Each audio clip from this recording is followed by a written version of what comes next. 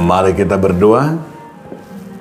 Kasih karunia dan damai sejahtera dari Allah Bapa dan dari Anak Tuhan Yesus Kristus menyertai kamu sekalian. Amin. Salam saudaraku. Marilah kita mendengarkan firman Tuhan hari ini yang tertulis dalam kitab 1 Petrus 2 ayat yang ke-23. Dang mengisahi ibana dina hona Ishak, dang mangasupi dina manaon na porsuk alai di pasah do tu panguhum siti gorohain.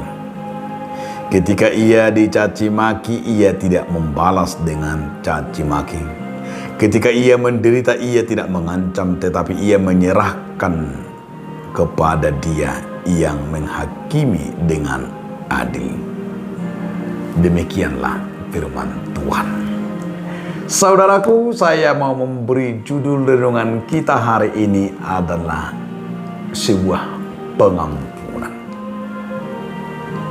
Petrus menunjukkan sikap kepada orang-orang yang menghinanya, yang mencaci makinya.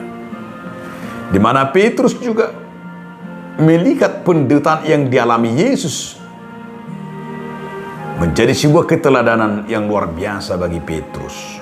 Maka Petrus berkata, ia dicaci maki tapi ia tidak membalas. Ia menderita tetapi ia tidak mengancam. Dan ia menyerahkannya kepada kematian tetapi ia tidak menghakimi. Ini mau mengajak kita saudara-saudara.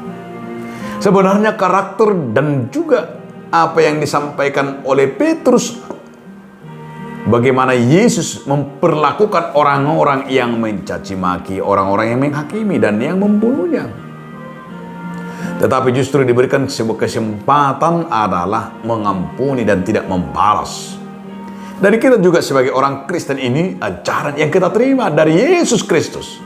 Ajaran Yesus kepada kita adalah jangan menghakimi dan jangan mencaci maki kepada orang-orang yang mencaci maki kita, musuh kita, namun mengasihi, mengampuni, memberikan kesempatan, memberikan kepada orang yaitu hidup mengampuni, mengasihi.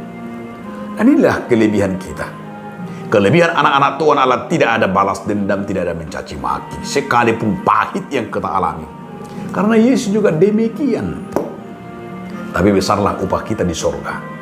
Hanya orang-orang yang siap menderita, hanya orang-orang yang mau hidup dalam kebenaran, yang tidak ada niat sedikit pun membalas dalam kesakitan yang dilakukan oleh orang jahat kepadanya, tetapi justru hidup dalam kasih dan pengampunan. Itulah yang diajarkan oleh Petrus kepada orang-orang percaya dan kepada kita. Mari kita memiliki karakter Yesus Kristus yang hidup mengampuni dan mengasihi. Amin. Terima kasih Tuhan atas firman hari ini mengingatkan kami agar kami hidup dalam saling mengasihi dan mengampuni. Amin.